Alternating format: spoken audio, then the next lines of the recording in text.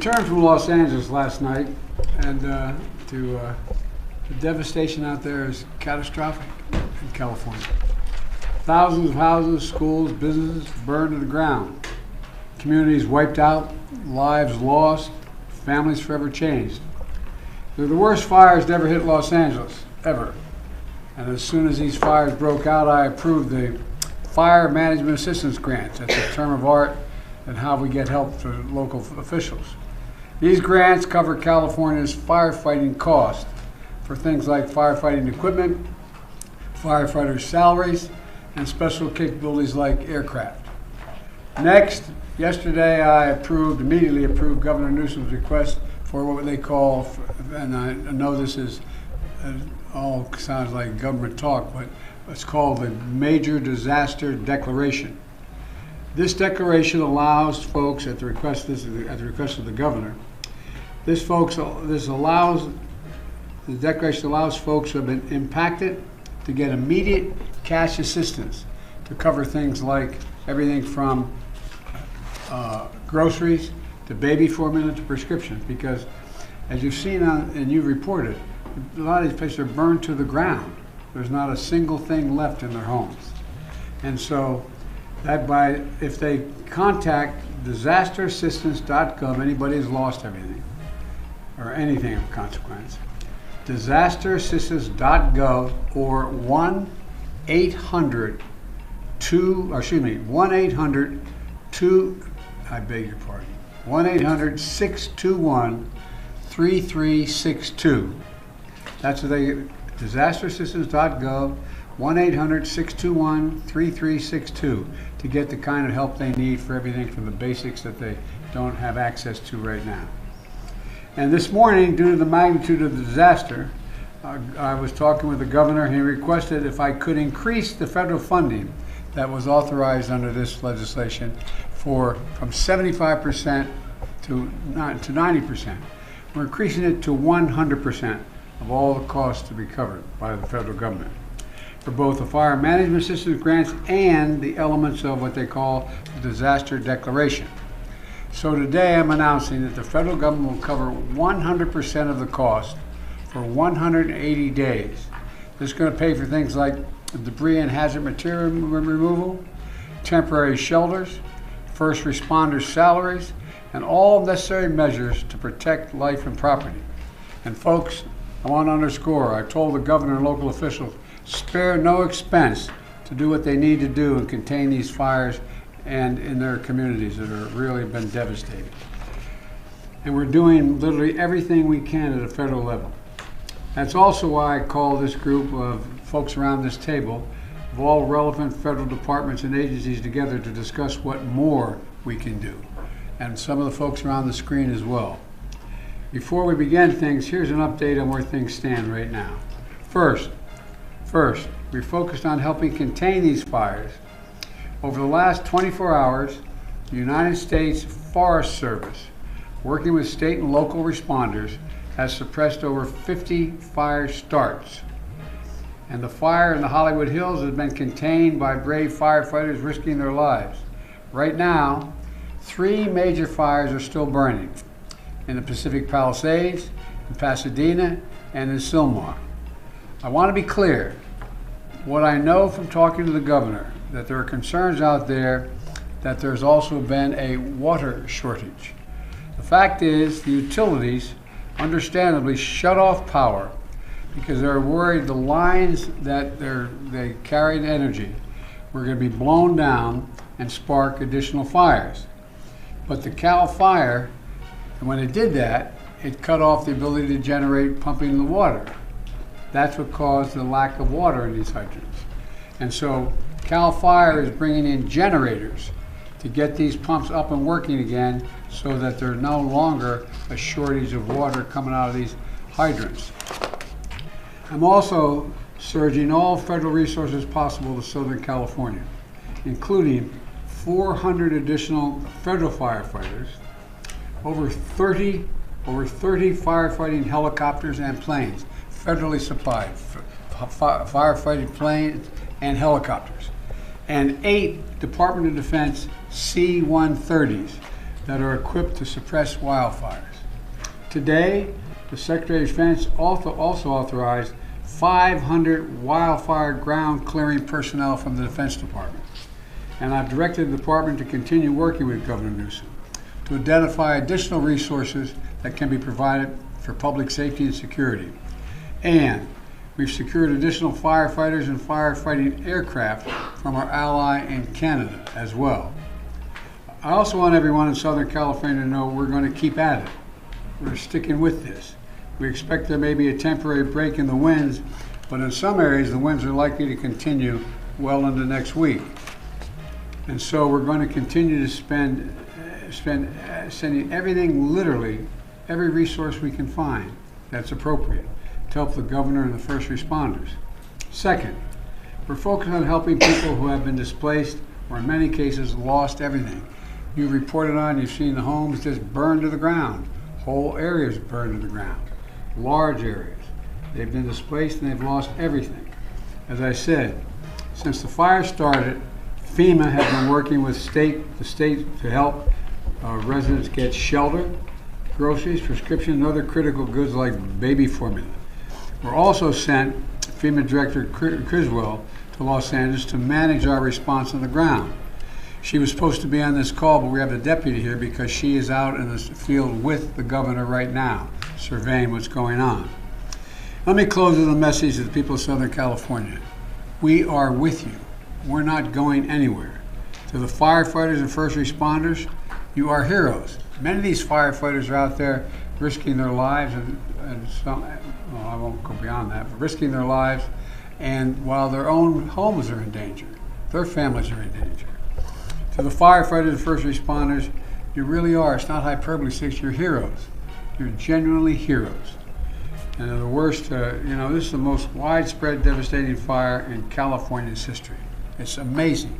And there's nobody who understands it better than the press. Have been covering this on a minute-to-minute basis. And you literally have to run into the flames, these firefighters. You know that old expression, God made man, then he made a few firefighters. Who runs into flames? You know, in doing so, you're leaving your own families and who may be in harm's way as well. So we owe you. And we're going to make sure that you get every resource you need, every possible resource you need. You know, to the families who have been impacted by this disaster, you're living through a nightmare, I know. And I promise you, we're going to help you get through this and eventually recover and rebuild. I want to turn it over now to the Vice President before we go on to the folks in the various cabinet positions as well as agencies that control these issues. Madam Vice President, I know you're directly affected, so you fire away. No pun intended. Indeed. Thank you, Mr. President, and also for the work that everyone around this table has been doing with the appropriate sense of urgency, because this is an urgent matter. What we have seen in California, and in particular in Southern California, is apocalyptic in terms of the nature of it and the unprecedented nature of it as well. And what we are seeing is a situation that is extremely dynamic. It is very much in play, and to some degree unpredictable, because we are literally waiting to see which way the wind blows. And I cannot praise enough the local leaders, most of whom I have talked with, and in particular our firefighters, who, as the President has said, they are working around the clock.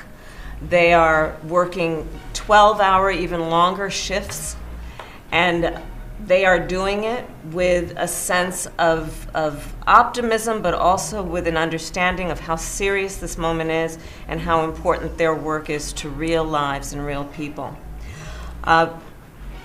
Thousands of families have been displaced. Many of those families with young children with nowhere to go. And what we know is that this is a matter of current urgency, but this is also something that is going to have an impact for months and years to come. And on that point, I will also make note of the fact that, sadly, many insurance companies have canceled insurance for a lot of the families who have been affected and will be affected, which is only going to delay or place an added burden on their ability to recover. And I think that is an important point that must be raised, and hopefully there can be some way to address that issue, because these families, so many of them, otherwise will not have the resources to recover in any meaningful way. And many of them have lost everything. In the midst, however, of all of the trauma that has occurred, we have seen extraordinary acts of heroism. I'm hearing countless stories of strangers helping strangers. People who are opening their homes where they are intact and have not had to evacuate, opening their homes to neighbors, to friends of neighbors, feeding them and providing shelter for them. And I do think that it speaks to the best of who we are as a country, which is in times of crisis, we find the heroes among us who we may not have known before, but act out of a sense of courage, but also a sense of community. And I applaud all those who are approaching this crisis with that spirit. And the bottom line is this: there are incredible heroes every day who are working right now in California on the front lines of this fire, and in particular I want to thank the firefighters for all they are doing. They are, as the President said, putting themselves in harm's way, and they are doing the work that is about helping people who are perfect strangers to them, and doing it in some of the highest moments of need that anyone could face. And with that, I'm going to turn it over to Liz Sherwood-Randall. Turn it back to me. Okay, back to the President. Look, I've had a chance to speak with a lot of the elected officials, including the senators, some of the congresspersons in the region, as well as the vice president as well. And I want to be clear that one of the reasons I've asked this larger group to get together is because they control the very agencies that are needed from a federal level to get things done. And you know, we're in a situation where the U.S. Forest Service Chief, Randy Moore, is here. And he's going to provide an update in the fire situation in Los Angeles and discuss how the U.S. Fire Service, the U.S. Forest Service, is assisting Los Angeles and the state of California with fighting the wildfire, including the action his team has taken to suppress new fire starts. So, Chief, why don't you fire away? Thank you, Mr. President. Madam Vice President, it's great to see you. I, too, consider California my home. Yes. And so it's great to be here to talk about this dramatic situation that we have. So the Forest Service and the Department of Interior are actively engaged in supporting the response to the wildfires in Southern California. And there are 4 major fires that we currently have going on. The Forest Service is in unified command with the LA County as well as other local city agencies. We are looking at the Eaton, the Hearst, and the Lydia. And if you look at that area there, that's the northernmost part of that area where the fires have taken place. The Palisades Fire, which CAL FIRE is in control of. And then we have a new start, which is this Sundown Fire that just started last night. And it also has the potential to expand quite significantly just based on the location it's at, but also the winds that are expected to continue. Right now, when I look at the mutual aid system in California, I want you to know that it's second to none in terms of how that system works and how it really moves to activate federal firefighting community and how it is activated and engaged. You know, every year we prepare for these Santa Ana winds. It's just that what is happening now is happening sooner. It's happening at a time now where we normally are at our lowest point in the fire year. And the fact that these fires are taking place now, it says that there are things that are going on in our climate that is creating truly year-round fire situations, and it's something that we all need to be mindful of, and this is a good indication of that. To give you an example, that if a fire starts from any ignition source during these Santa Ana winds, it has the potential for explosive growth and spread. And when that happens under these wind-driven conditions, it's very difficult to control. Now, in addition to this, when these winds are high, the aviation resources cannot fly. So it limits a lot of the potential area of support. As of this morning, there were over 4,000 firefighters that was assigned to these large fires. 600 or so were currently federal work, which means Forest Service and Department of Interior. And it doesn't include many who are assigned to their home units to provide initial attack. To give you an idea of the unsung heroes in these fire type conditions, in the last 24 hours, we've had 50 starts, and the initial attack success has been wonderful. So we've stopped a potential for 50 additional fires to be added to these 4 significant fires that we currently have. And that's what I mean by having initial attack crews stay put or pre-positioned across the state based on intelligence that we're gathering. And so I wanted to mention that because we talk about the active fire suppression, but there's so much that takes place behind the scenes that limits the amount of fires that our firefighters are having to respond to. The President did an excellent job of mentioning all of the resources that's available and that are assigned to the fire. I won't go over those, but we have a number of equipment that's out there that when the winds allow us, we'll be in the air fighting those fires. We also have a number of private contract crews that we're working with. We're working wonderfully with the state, county, and other federal firefighters, also the tribal firefighters as well in the communities. And we're looking at these MAFs, which we call the Modular Area Firefighting System Air Tanker. There's 8 of them. And there were, like I said, this time of the year, we're not ready for that. But within the next 24 to 48 hours, we'll have all 8 that's available for assistance. These aircrafts require lead planes to lead them into these fires. And so we're having to go through that whole process and ramp up really quick to get the inspections in, the check rides, so that these are qualified and are able to go. We're also working with our Canadian partners to mobilize 2 CL-415. These are water scoopers. They will clear customs on Monday, and they will be available after they clear federal inspections and the check rides.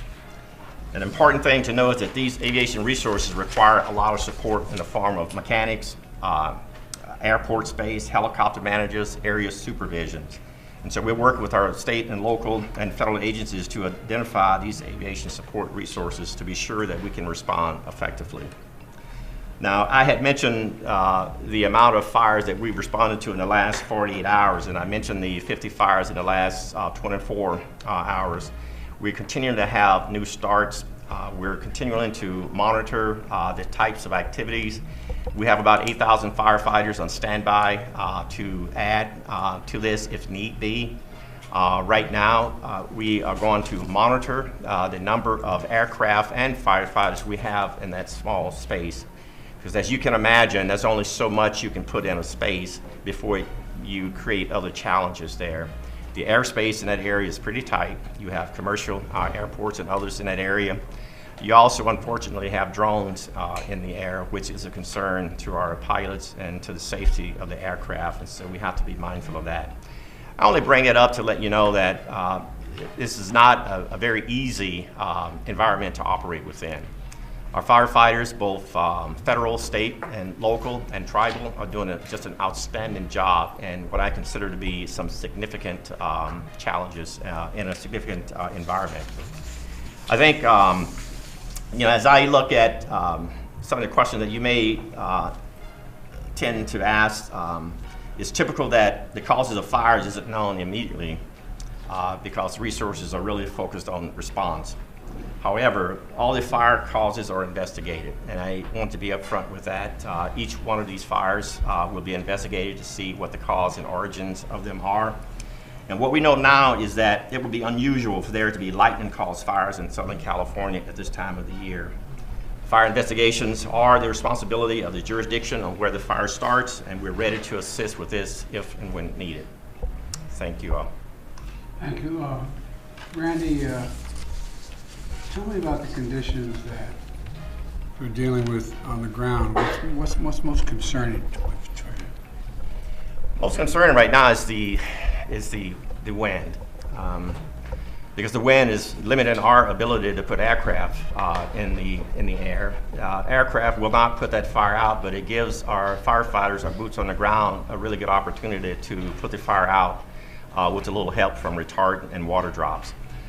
with these Santa Ana winds, what's interesting about this part of California, these Santa Ana winds comes off the ocean usually in the mornings, and then you have the sundowner winds in the afternoon pushing the wind back the other way.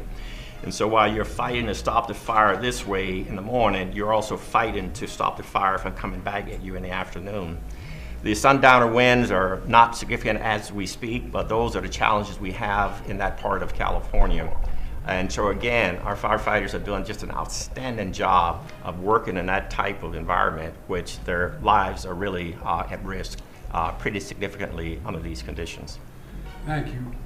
I told you Administrator Griswold is off with the governor and inspecting some of these areas. So we have Bob Fenton. Bob, can you hear me? Hello, Bob. Yes, sir. Mr. President, I hear you. Fire away. You hear me, sir? I'm there. So the administrator is with right now the governor, the mayor of LA, county, local officials, getting a briefing on the fire to really understand what the needs are as we move forward, not only with regard to the firefight, which Chief Moore was talking about, but also with regard to supporting the population displaced. Over 360,000 under mandatory evacuations, hundreds of thousands more with warnings. And so what we're doing now is ensuring that that we're able to provide any support to provide mass care to individuals, any assistance for the sheltering, any assistance for feeding, and then through the programs that we provide through our individual assistance that you authorize through the declaration, we're able to assist individuals with funding to offset their hotel costs.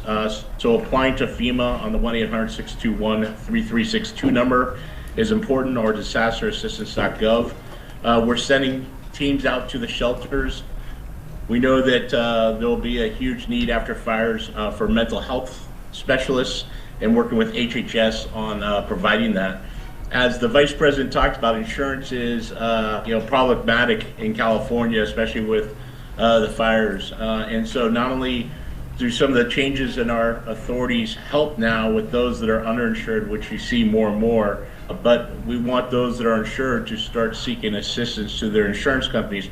Our programs can help individuals, especially displaced and who have lost their homes, with rental assistance until they can rebuild, and ultimately provide temporary housing. So we're in discussions with state and local governments on how we will meet those housing needs, both in the interim by using available stockage here, but how can we help rebuild? And then lastly, I would just say that we're really focused on already starting to discuss debris removal and all the hazardous waste that comes from fire and how to remove that safely between local, state, and federal government. We'll rely on federal partners, US EPA, the Corps of Engineers, and others to be part of that technical assistance help to support the safe removal so that ultimately we could rebuild.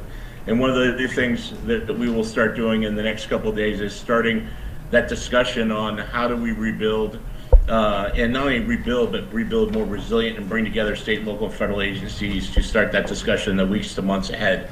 And so right now we're focused on meeting the immediate needs of those displaced, but already starting to work on recovery and rebuild, and bringing all our authorities and the full weight of the federal government and all the resources that you've authorized to help California in that endeavor. Bob, what do you think is the biggest challenge? Also, I got... Oh, sorry, go ahead. Go ahead. I think the biggest challenge is going to be the mental health stress that is put on individuals that have lost everything. Fires are, so drastic. They destroy everything very quickly. Individuals don't have a lot of notice to leave, and so I think there's going to be a significant mental health strain, followed by a need to help individuals recover and rebuild. And the Vice President is exactly right. Why I suspect that many have insurance, many are underinsured. And insurance is difficult to get, and some might have lost their insurance or been canceled by insurance companies. And I think that's something we need to continue to work on, as a government at all levels, but something where there'll be gaps in assistance that we will need to bring in not only federal agencies, but nonprofits, private sector to help meet those needs. I think we're going to have to do that. In addition, the fact is that the two declarations I signed, provide for example, the rebuilding of churches and schools and certain, but not businesses, not business centers. And so that's going to be a gigantic cost as well. But the debris removal is a big deal. And that's going to take a long time, isn't it? Yeah, it will take some time to remove the debris. In California, unfortunately, we've had a lot of experience with fighting fires and removing debris. And so it will take months to a year. This is a very widespread with significant damage to infrastructure. And we want to not only immediately remove the hazards, things like propane tanks, some of the power cells that are there, and other contaminants that may be in households, and make sure that they're safe to re-enter, and we look for personal effects. But then the second part is removing that ash, and what we've done before is help people with the removal so that we could get down the grade and then immediately start rebuilding. All right, I appreciate what you're doing, and like you said, 360,000 people have been evacuated so far. Sure, appreciate. Go ahead. What were you going to say? Yes, sir. I just want to let you know I'm on also with the fire administrator from FEMA, who's been working with the local fire chiefs, and I didn't know if you had any questions or she wanted to add anything to this discussion. Chief Lori Moore is on. Well, I've been talking to them, so Chief, you want to add anything to this? I will, sir. Thank you very much. And as you might know, I've been here, got here last night. It was important to get here on the ground with the fire chiefs and the firefighters that are here. So I've been with LA County, LA City Fire Chief since last night. We're at the Palisades EOC right now, as Regional Administrator Fenton just said, with the governor, with the FEMA administrator, getting the brief. The coordination of resources, it helps for us to be here, U.S. Fire Administration, as part of the response, because we're on the ground. We're able to explain ground truth and coordinate resources, streamline the communication between federal.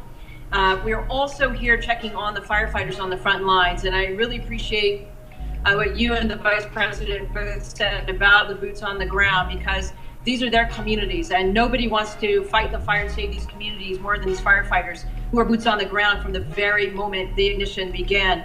So we're checking on them, and I will tell you they're exhausted. Obviously, many of them have been more than 6 hours on this now.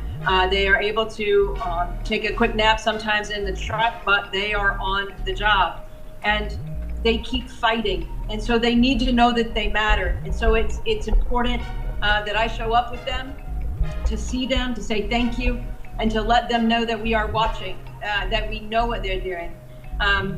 We want to make sure that we're here when injuries happen. And so we did have an injured firefighter in LA County, fell through a 3-story roof just about 2 hours ago. So several major injuries, but in the hospital. I'll be going to check on him shortly. And it's about the response too, because often while they're in the midst of the response, these chiefs can't explain everything that is happening, and there's a lot of questions, as you might imagine, and are addressing. And so it's important that we're here to help explain why the fire's moving the way it is, the fire dynamics, helping people understand. And when there's questions, as you know, about the response or about the water, to help people understand that it's not over if there's not water in the hydrants. We have tenders, we have tankers, they're doing rescue. So there's a lot of work to be done, and controlling these perimeters. There's so much work that these firefighters are doing beyond the direct suppression on these fires. And so that's why we're here, and to continue to learn, because every one of these tragedies, unfortunately, is a lesson to how to prevent the next. And so it's important that we do that as well.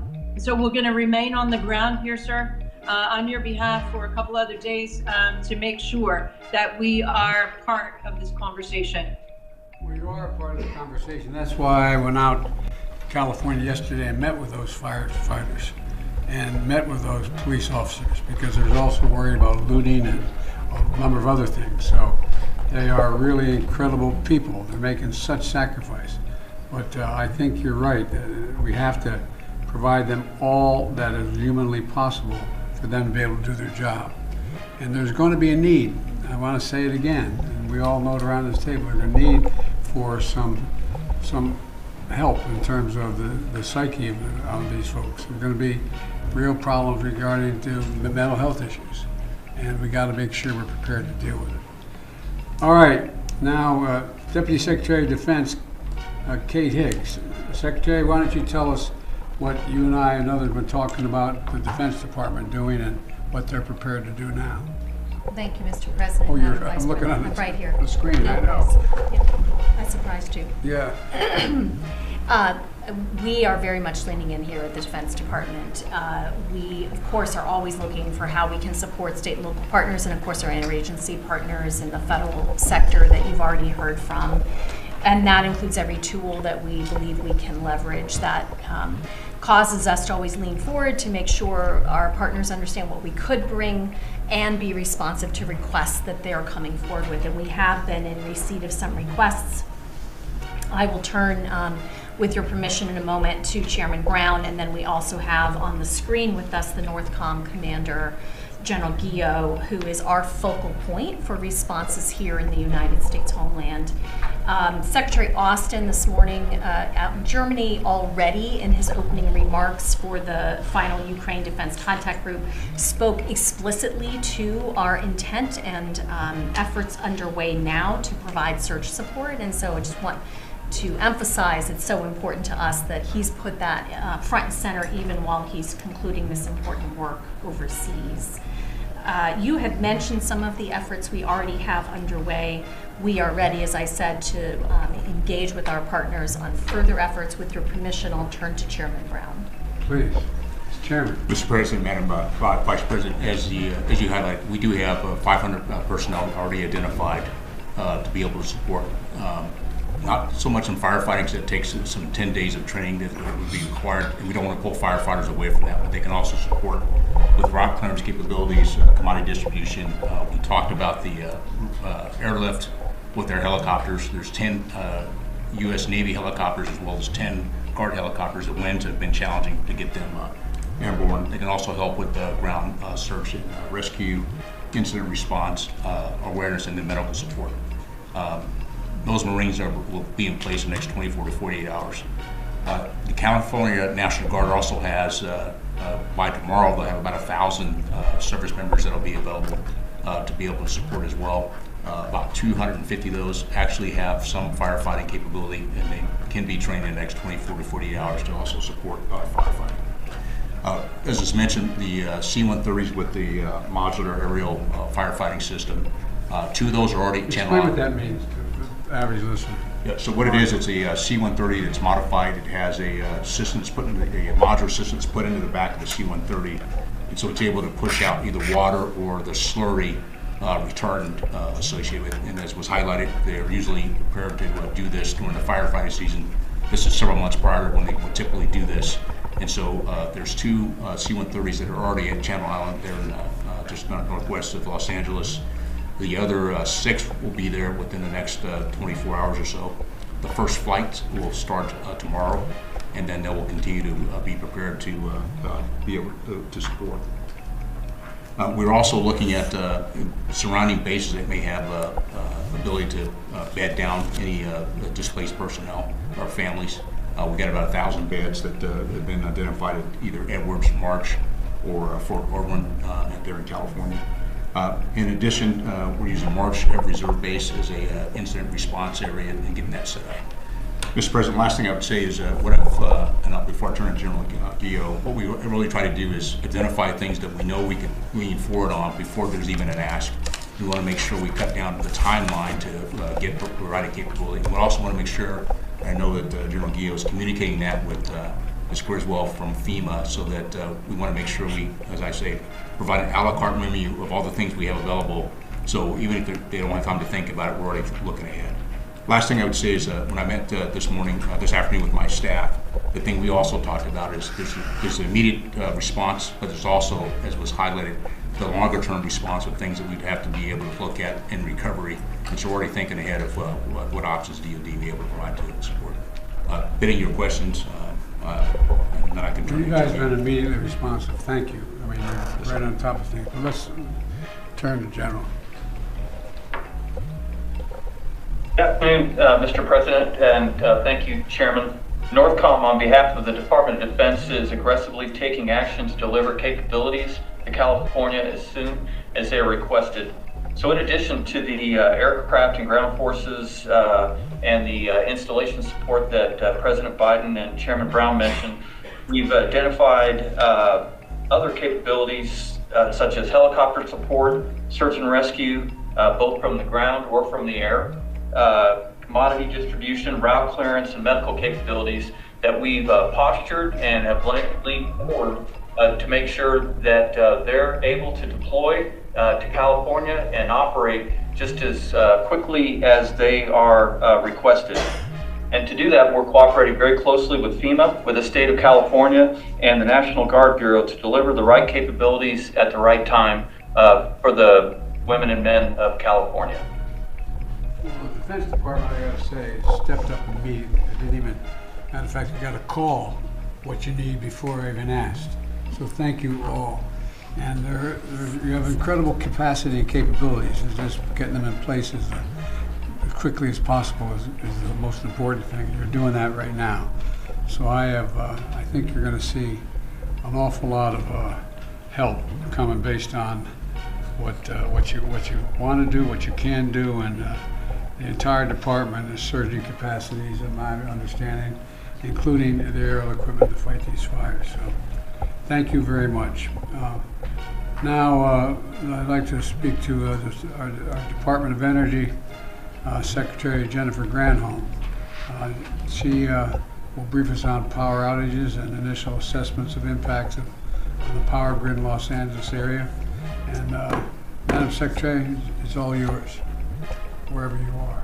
We're looking to see if she's still on the screen. She's had to board a plane, so if she has had to board, the Deputy Secretary, Dave Turk, is sitting at the end of the table. It looks like she is on her plane, so It's all you. Our way. I'll give the update, Mr. President. And she's on the way, Mr. President, to Puerto Rico, again, on official visit, given the island-wide blackout there, and doing everything we can to help on that front per your guidance and the Vice President's direction as well. And of course, again, per your guidance, we're doing everything we can to help, working with partners, including our utility partners, but also other federal partners as well. As of just coming into this meeting, there's about a little over 400,000 customer outages in California. Important to note that these are both actual outages, power that's actually been disrupted because of the fire, but also proactive shut-offs, just as you mentioned as well, to prevent fire ignition and the spread of fire. We've got two main utilities out there, Southern Cal Edison and the Los Angeles Department of Water and Power, and we're in close and continuing contact, including with their CEOs, Pedro and Janice as well, including calls with them just a few hours ago, just to make sure we're doing everything we can to help. We're coordinating with those utilities and with utilities literally across the country to make sure that we've got all the capabilities that we have in the federal government, but our utility partners to provide that. I want to thank you, Mr. President. You joined a call just a couple months ago with Liz and our secretary to thank all of these utility CEOs. We've got this phenomenal partnership with utilities all across the country. It's called mutual assistance. And if any utility in any one region needs help, all the other utilities, and we last unleashed this phenomenal partnership to bring 40,000 utility workers to Florida, North Carolina, South Carolina, the affected regions with the two hurricanes back to back, and everybody Continue to talk to me. I've been deployed so many places. Well, having been with the utilities out, we were all in Colorado for this meeting. They just appreciated you taking the time to thank them for their personal leadership, and it's the utility CEOs themselves who make the time for these calls going forward. We're working closely with all the utilities. We're also in continuing contact with the transmission operators. The disruption has really been at the distribution level, at the local level, but we want to make sure there's not broader outages and broader concerns. As of now, we're not seeing any issues with stability of the broader transmission system, either in the region or across California or more broadly. So that's a good news part of where we're at now, of course. We're working with the utilities trying to restore power to customers as quickly as we're able, but full restoration, of course, is going to take some time here. In particular, the comprehensive damage assessment will take time and can't begin until it's safe for crews to get in there and actually do the assessments and do the work. So we're working, Madam Vice President, as you said at the outset, with a real sense of urgency here, but also with a sense of we'll do whatever we can over the long haul to do right by our responsibilities. David, one of the things that everybody's mentioned so far is the mental stress it's going to cause for average Americans that are caught in the middle of all this. And one of the things that, it's not, these aren't everyday, no matter how well educated one is, they're not always certain how power is transmitted, why it's transmitted the way it is, and so on. Could you explain to the folks here, the public is listening, what the impact on some of the utilities have had on the ability to generate the pumping of water? Because there's a lot of accusations going around that it's because that the local leadership didn't care. I mean, explain how this works and why it makes sense what's happening. So this is an issue, actually, Secretary Granholm was on the phone with the CEO of Southern Cal Edison to talk exactly about this and make sure we were doing everything we can on that front. And it's both the power issue, and you mentioned generators and other ways that we can try to help solve the problem there, but it's also the pressure and making sure that we're thinking of these things holistically.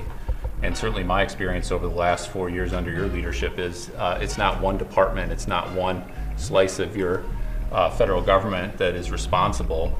Energy and water issues overlap in a lot of different ways. So we work with our EPA colleagues and others to make sure that we're bringing all of our expertise and explaining it to our fellow Americans. It's important that we give transparent information and information they can rely upon. Well, I think it's just people don't know how it functions. And for example, since I've been president, I've been in an aircraft flying over more territory where there have been wildfires, from Arizona all the way up to Idaho and beyond, and that make up an area larger than the entire state of Maryland, burned to the ground. And one of the problems has been that people don't understand that when these high winds occur, what happens is, or when these storms occur, these utility poles, these whole, those big lines, you see where all the lines are on, they fall to the ground in the middle of the forest. It's not just about raking the leaves under the trees, it's about the fires that causes. And so utilities have to shut down the ability to continue to transmit on those lines. And the consequence of that, I don't think most people think, no matter how well educated they are, unless they're in the area, that there's a direct correlation between the utility company and the ability to pump water out of a hydrant.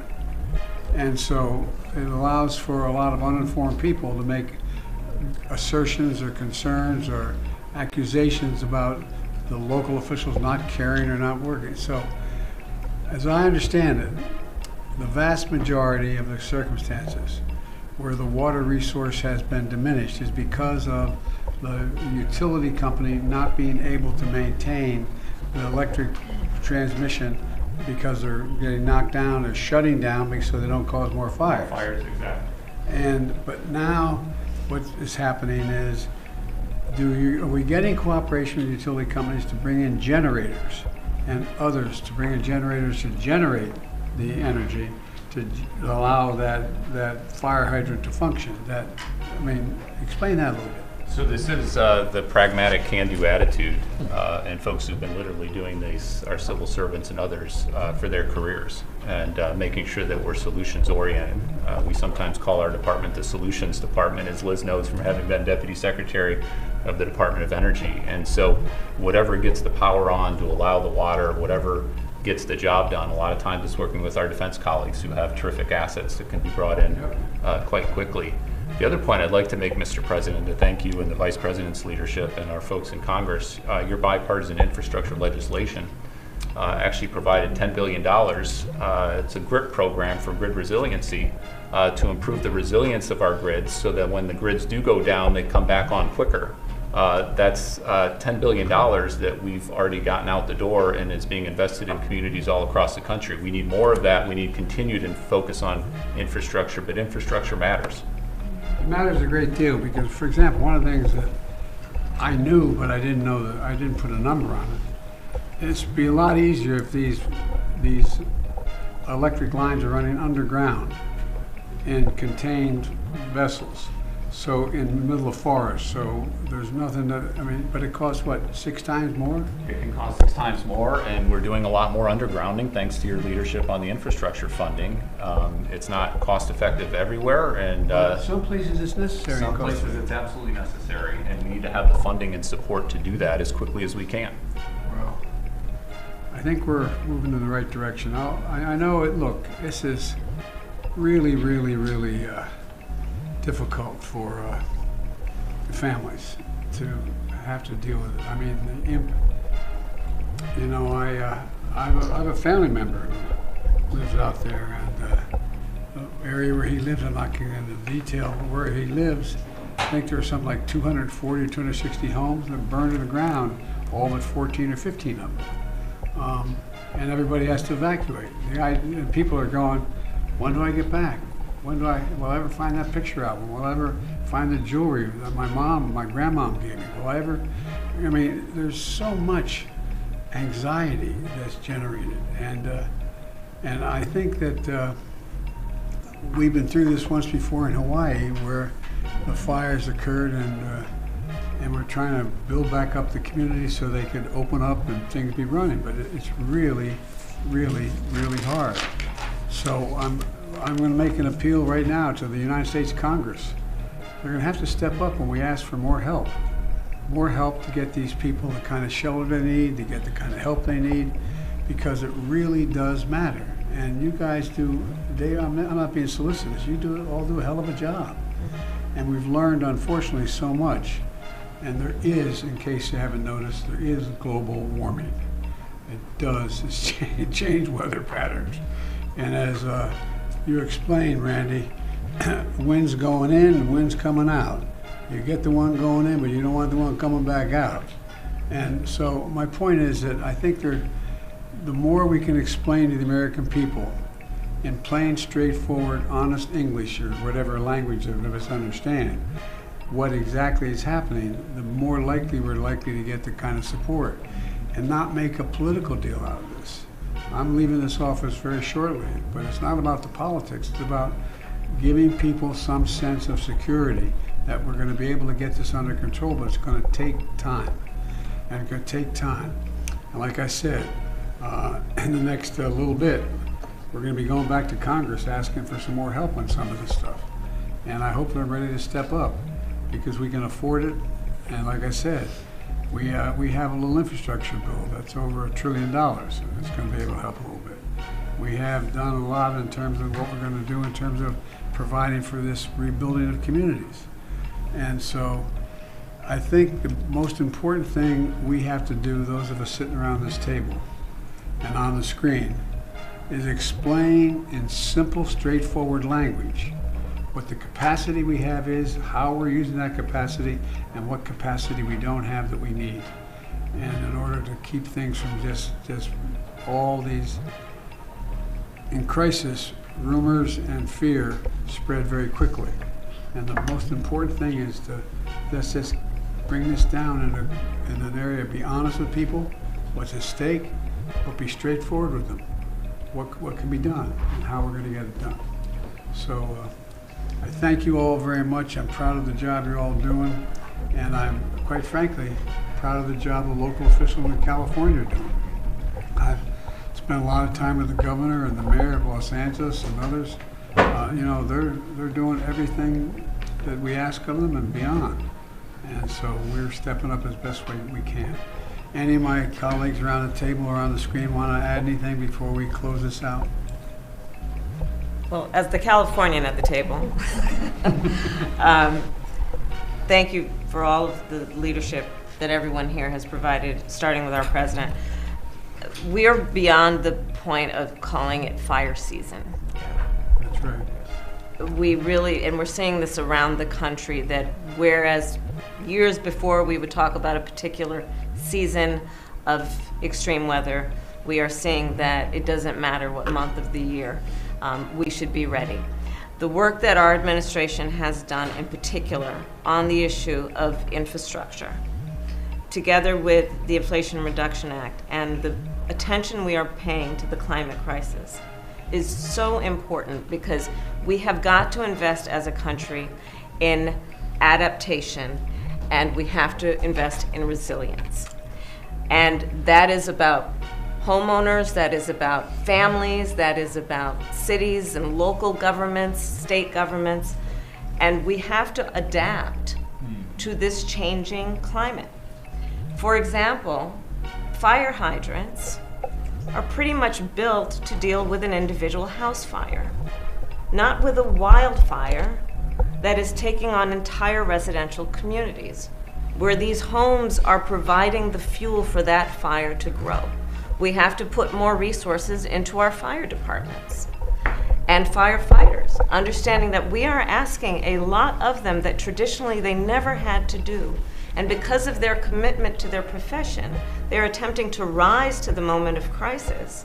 But we need to put more resources into those individual professionals and into the departments that sustain that work with the mission. That is such an important mission in times like this. So, Mr. President, I thank you for your leadership, your foresight to understand what over these last 4 years we could do to leapfrog in front of what we know to be a changing climate to meet these types of moments. And God bless all of the people who are on the ground right now in California doing that work. I thank you for your comments, and I think I totally agree with you, which will not surprise anybody. Look, there's an expression from a famous Irish poet. He said, all's changed, changed utterly. A terrible beauty has been born. All is changed in the weather. Climate change is real, fundamentally altering, not just here, but around the world. Around the world, what's going on. And we've got to adjust to it. We've got to adjust to it. And we can. It's within our power to do it, but we've got to acknowledge it to begin with. Just acknowledge that there's a change taking place, that we're not going to be able to legislate away. It's real. There is global warming. It's real. It's having a profound impact, and where it goes from here, I don't know, but I know one thing. We have the capacity to respond to it if we, in fact, exercise our good judgment. So thank you all very much. I appreciate it. Mr. President, do you trust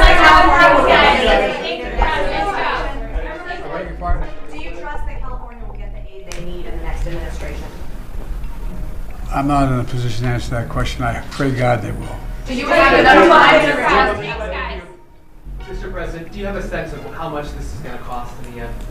No, the truth of the matter is no one can tell you that. For example, just clearing the debris.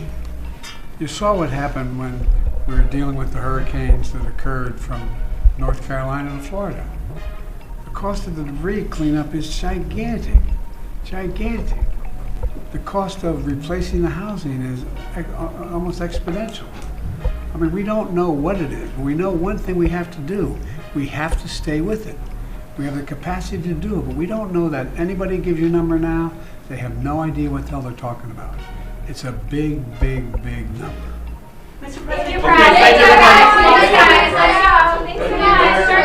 go, guys. Whoa, wait a minute. Mr. President, can you update us, please, on the Hamas hostages and what you think of the incoming administration's efforts and ultimatum? I can, but I'm not sure it's appropriate for now. We're making some real progress. I met with negotiators today. I think there's what's going on right now in Lebanon, and we finally have a president. He's a first-rate guy. I spent time on the phone with him today, about 20 minutes to a half an hour, what they have planned. They're also working very hard with the Lebanese military, accountable to the Lebanese people, not Hamas, not Hezbollah, not any other group. And so I think we're seeing some progress. And you know, I know hope springs eternal, but I'm still hopeful that we'll be able to have a prisoner exchange. Hamas is the one getting in the way of that exchange right now, but I think we may be able to get that done. We need to get it done. Thank you all very much. What else can you do to help Ukraine before you leave your life?